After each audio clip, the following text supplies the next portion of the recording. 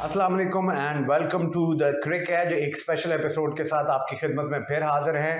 World cup आने को है और बहुत सारी खबरें जो है वो वर्ल्ड कप के हवाले से इमर्ज हो रही हैं। बहुत सारी खबरें आ रही हैं, कहीं सीरीज चल रही है मैचेस की, कहीं इंडिया के प्लेयर्स पाकिस्तानियों को प्रेज कर रहे हैं, कहीं पाकिस्तानी प्लेयर अपने ही प्लेयरों को जलील और बदनाम कर रहे हैं और बहुत सारी खबरें हैं आईसीसी से भी जुड़ी हुई। सबसे पहले हम आज बात करेंगे कि पाकिस्तान के जो चीफ सेलेक्टर हैं इंजमाम उल हक, वो अंडर फायर हैं। बहुत ज़्यादा उन पे क्रिटिसिज्म हुआ, बहुत ज़्यादा कल की टीम पे जो उन्होंने सिलेक्ट की वर्ल्ड कप के हवाले से, और बहुत सारे टीवी चैनल्स उनको लेके शदीद तनकीद का निशाना बना रहे हैं। नुमान, हमने भी कल बात की जो सिलेक्शन हुई उस हवाले से, लेकिन अब चूंकि टीम सेलेक्ट हो गई है तो डू यू थिंक कि ये सिलसिला अब थ्रू आउट वर्ल्ड कप भी चलता रहेगा इंजमाम को क्रिटिसाइज करने का? होना तो नहीं चाहिए। अब एक सिलेक्शन अब सामने आ गई है तमाम प्लेयर्स की, 15 और फिर रिजर्व भी। तो ये आई थिंक सिलसिला अब बंद होना चाहिए। हम सब की तरफ से जो मीडिया पे बैठे हैं, लाइक सोशल मीडिया पे भी हैं, सब की तरफ से जो है वो जो होना था टीम में वो हो चुका है। अब यहाँ से ऑनवर्ड्स हमें अपनी टीम को जो भी हैं गए हैं बकअप करना चाहिए। बाबर आजम को हमें बकअप करना चाहिए। इन चीज़ों से हमें बाहर आना चाहिए। अच्छा, अब अगला सवाल ये है कि मोहम्मद आसिफ का ट्रेंड चल रहा है ट्विटर पे।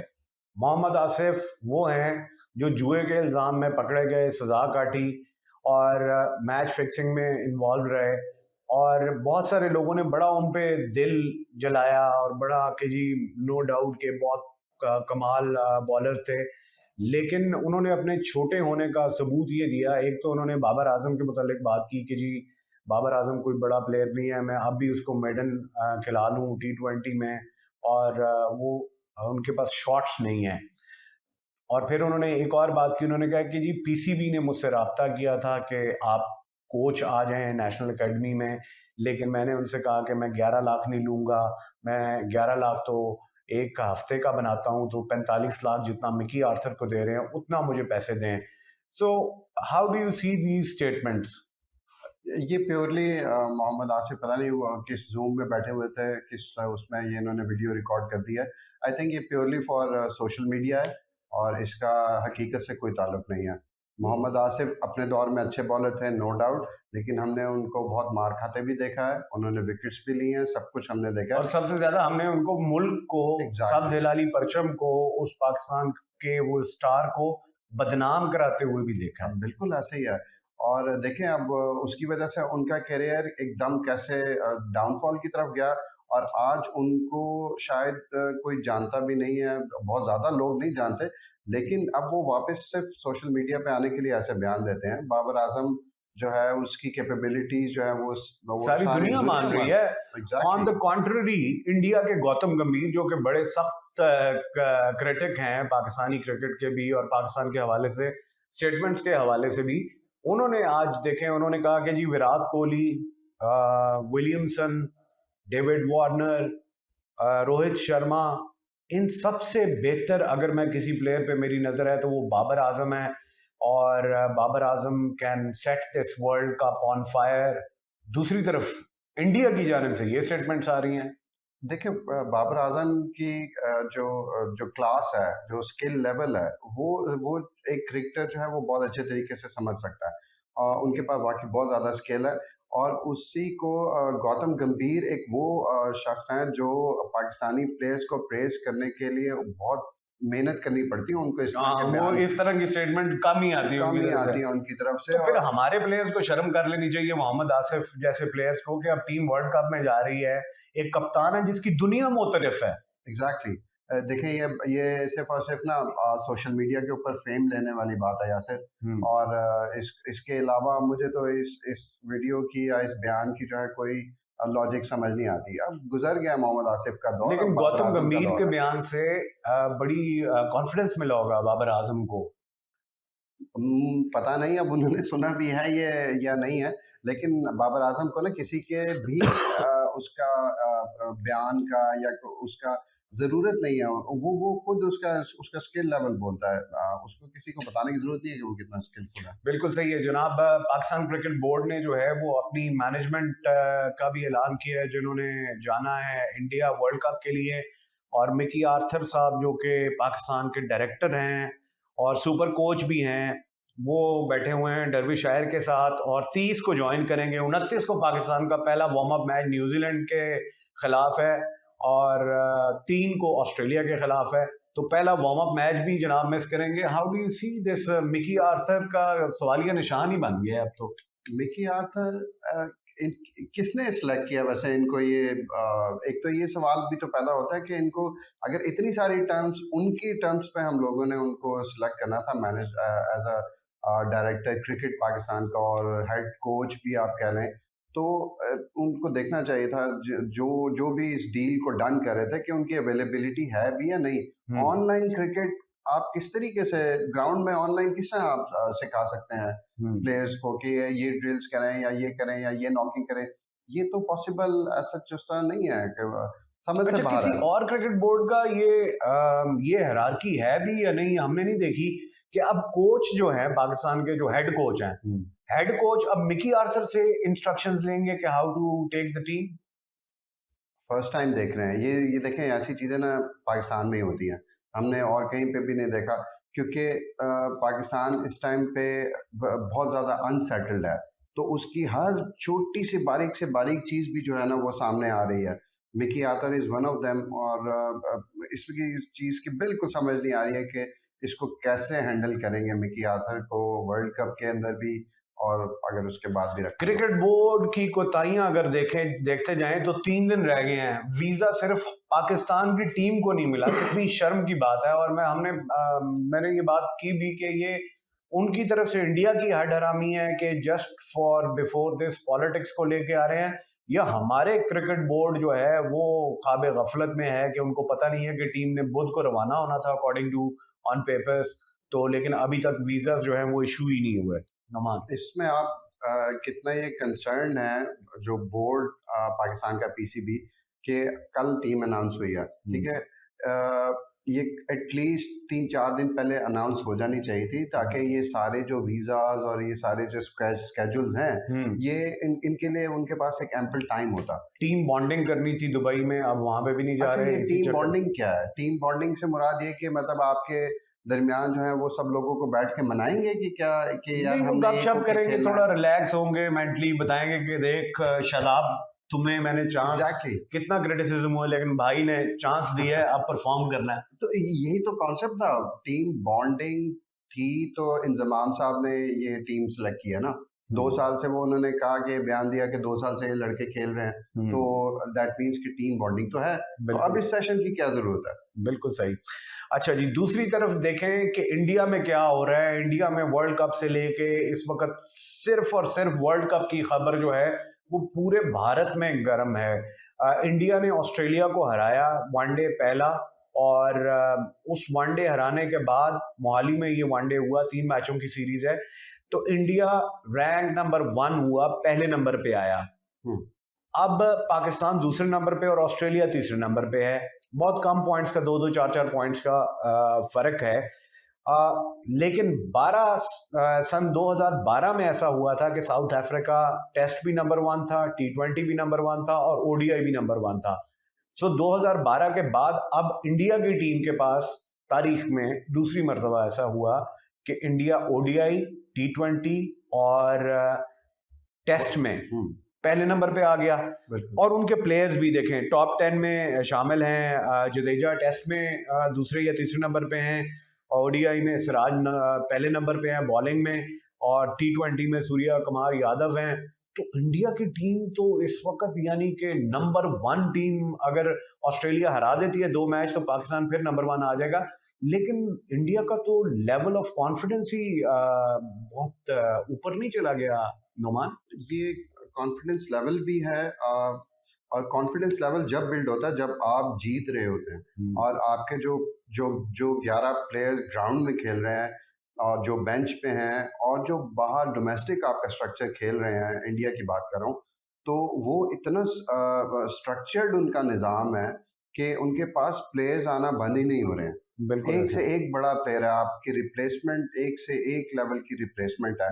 पाकिस्तान में ऑन द अदर हैंड अगर हम देखें तो हम तो यही बात डिस्कस करें कि स्पिन हमारा वीक है, हमारा मिडल ऑर्डर वीक है, तो हमारी तो ये बातें चल रही हमारे है ना। पास बॉलिंग नहीं है, हाँ, मिडिल ऑर्डर, और बेंच की तरफ मुड़ के देखते हैं तो पीछे बेंच खाली, किसको डालें उसमें? बेंच मतलब खाली। और जिसको लेके जाना चाहिए था 15 के अंदर इब्रार अहमद, हुँ। वो इफेक्टिव हो सकता था, उसको आपने रिजर्व में रखा हुआ आप देखिए ना कि उनके मुल्क में क्या चल रही है वर्ल्ड कप है। की तैयारियां, कि वहां पे गोल्डन टिकट्स दिए जा रहे हैं, वहां पे नरेंद्र मोदी को सचिन तेंदुलकर जर्सी पेश कर रहे हैं वर्ल्ड कप की, वहां पे तैयारियां चल रही हैं, और यहाँ पे एक सन्नाटा है और एक परेशानी है। ऐसा कि जैसे पता नहीं टीम कोई गली मोहल्ले का टूर्नामेंट खेलने के लिए बस किसी तरह रवाना हो जाए यहाँ से। बिल्कुल, वहाँ पे तो एक काइंड ऑफ ईद का सा सामान चल रहा है, क्योंकि वर्ल्ड कप वहाँ पे हो रहा है और सारी चीज़ें, और सारे बड़े जो प्लेयर्स हैं वो उसमें टीम को सपोर्ट करने के लिए आए हुए हैं आगे, और उनके बहुत बयानात भी आ रहे हैं।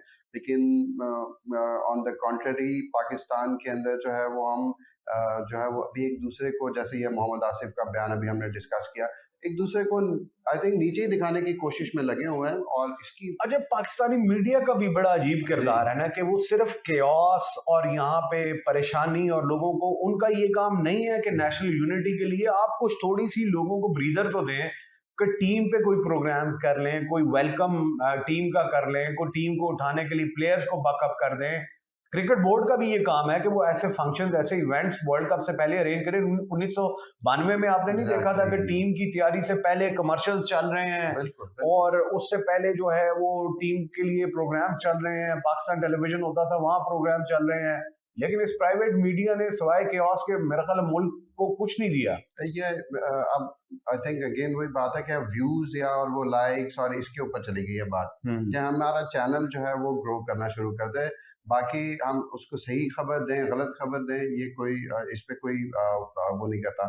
आप पाकिस्तान के मीडिया के ऊपर टिकर्स देखें तो ये चलते हैं कि हम आ रहे हैं, इंडिया को उड़ा के रख देंगे, विकेटें उड़ा के रख देंगे, और हम दो लॉबीज काम कर रही हैं, एक लॉबी एंटी इंजमाम कर रही है, हाँ जी, दूसरी लॉबी प्रो इंजमाम काम कर रही है। एग्ज़ैक्टली। यानी इसमें भी सियासत, हमारे यहाँ खेलों में भी सियासत जो है वो रच बस गई है, दीमक की तरह इस सियासत ने इस मुल्क को जो है वो खा लिया है।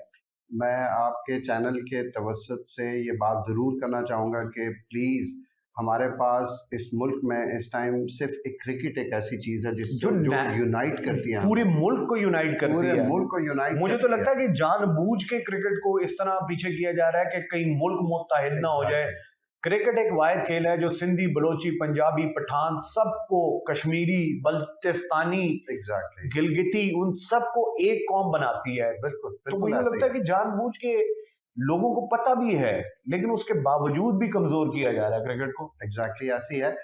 ये एक अब देखिए पाकिस्तान नंबर 1 पे चला गया है रैंकिंग के अंदर। आई मीन अभी सेकंड है, लेकिन नंबर 1 भी रहा है। तो अ, कुछ अनासिर ऐसे हैं, चाहे वो हमारे अंदर हैं या बाहर हैं, वो नहीं चाहते कि पाकिस्तान को जो है वो नंबर 1 ज़्यादा देर रहे इसमें। और तो इस तरह के जो जो आपके इंडिया तो चाहता ही चाहता है, लेकिन अपने हमारे नहीं चाहते। सबसे बड़ी इंडिया हाँ। देखें कि इंडिया को हम कुछ नहीं कह सकते, मतलब वी ऑल नो कि हमारी एक राइवलरी है वहाँ पे, हर डिपार्टमेंट में है, ठीक है, तो क्रिकेट को इस पे हम उस पे नहीं कह सकते, बट जो चीज़ प्रॉब्लम है वो हमारी। राइवलरी से बात देखें, दो राइवल्स आज खेल रहे हैं, इस वक्त मैच चल रहा है, हम इसकी अपडेट आपको जरूर देंगे। न्यूजीलैंड और बांग्लादेश के दरमियान आज दूसरा वनडे खेला जा रहा है, लेकिन स्पोर्ट्समैन स्पिरिट, मैनकट, जो कि आज तक किसी पाकिस्तानी ने, यानी बॉल कराते हुए पीछे से स्टंप उड़ा के, जिस तरह अफगानी और हिंदुस्तानी प्लेयर्स करते हैं, जो कि स्पोर्ट्समैन स्पिरिट के अगेंस्ट होता है। एग्जैक्टली, आज बांग्लादेश में भी ऐसा हुआ। हसन ने इश सोदी को मैनकट किया, और अंपायर ने उनको कहा आप जाएं, लेकिन वो कप्तान ने और बॉलर ने उनको वापस बुलाया। फिर बड़ी तस्वीर आज वायरल भी हुई कि उन्होंने गले लगाया। एग्जैक्टली, तो I think this is the spirit of the game, और मुकाबले की भी स्पिरिट यही है। क्या ख्याल है बिल्कुल। नोमान? फर्स्ट ऑफ ऑल ये होना नहीं चाहिए। आई मीन एक रूल है, इस रूल को आईसीसी को ज़रूर एड्रेस करना चाहिए कि इसके अंदर जो स्पिरिट ऑफ द गेम है ना वो डिस्टर्ब होता है। करेक्ट, इसके ये ऊपर बड़ा इंपॉर्टेंट पॉइंट है आपने, बिल्कुल। एग्जैक्टली तो वो डिस्टर्ब होता है, तो इसको हम अवॉइड कैसे कर सकते हैं? तो आपने जो है ये वापस बुला लेना बैट्समैन को, एक चीज आपने कर दी है, अब उसमें आप खुद ही मिट्टी डाल रहे हैं कि नहीं नहीं गलत गलत हो गया। तो स्पोर्ट्समैन स्पिरिट जो होती है वो तो ये है कि आपके ग्राउंड में हर वक्त आपके साथ है ना, तो बिल्कुल आप वो करते हुए भी सोचें। बिल्कुल सही है। अच्छा जी, एक और प्रॉब्लम पाकिस्तान क्रिकेट को, एक फैक्ट है, एक स्टैट्स है कि lack of experience and lack of recent matches. Saud Shakeel 6 ODIs, आपके उसामा मीर 8 ओडीआईज और वसीम जूनियर 10 ओडीआईज या 16 ओडीआईज। बिल्कुल 16 है आई थिंक, 16 है मेरा ख्याल 16 में, और उनकी 22 विकेटें भी हैं उसमें 16 ओडीआईज के अंदर। अभी ऑप्शन नहीं है कोई भी ना, किसको डालेंगे? सऊद शकील को की जगह कोई है कि जो आपको नजर आता कि सऊद अगर बाहर आते हैं तो फिर हम ऐसा कोई प्लेयर जो अंदर रह के आई मीन जो खेल भी रहा हो, पाकिस्तान से खेला हुआ भी हो, उसको आप डाल लें उसकी जगह? कोई नहीं नजर आता। हाँ, यहाँ पे एक चीज मैं आज छोटी सी ऐड करूंगा, हमारे पास तैयब ताहिर एक बैट्समैन हैं जो बेंच पे बैठे हुए थे अभी, जो बेंच लंका में में। एग्जैक्टली अभी। अच्छा, एशिया मजे कप की में। बात, अब आप सोच देखें हमारी कोलंबो में पाकिस्तान जो एशियन इमर्जिंग टूर्नामेंट जीता था, उसमें उन्होंने 150 रन किया है और इसी ग्राउंड में, इसी ग्राउंड में, कोलंबो के अंदर। आप रिस्क नहीं ले सकते इस पे कि नहीं, एक बंदा नहीं, आगा सलमान की जगह आप उसको खिला लें। एक नहीं, बंदे ने आगा सलमान की रिवर्स स्वीपें हमें अच्छी लगती है नहीं, ना। वो अपनी जगह पे, वो अपनी जगह पे हाँ। तनकीद है, लेकिन कहने का मकसद ये है कि एक बंदे का पता है आपने यार, इस ग्राउंड पे, इसी सेम ग्राउंड पे जहाँ पे हम इंडिया से श्रीलंका से खेल रहे हैं, यहाँ पे उसने 150 किया हुआ है, बिल्कुल, यही कंडीशंस थी, बिल्कुल। और इंडिया के अगेंस्ट किया था, बड़े मैच में किया था, फाइनल में। ठीक है, तो आप क्या उसको चांस नहीं दे सकते थे कि एक एक बंदे ने 150 किया एब्सोल्युटली हुआ spot on, you are right, absolutely right.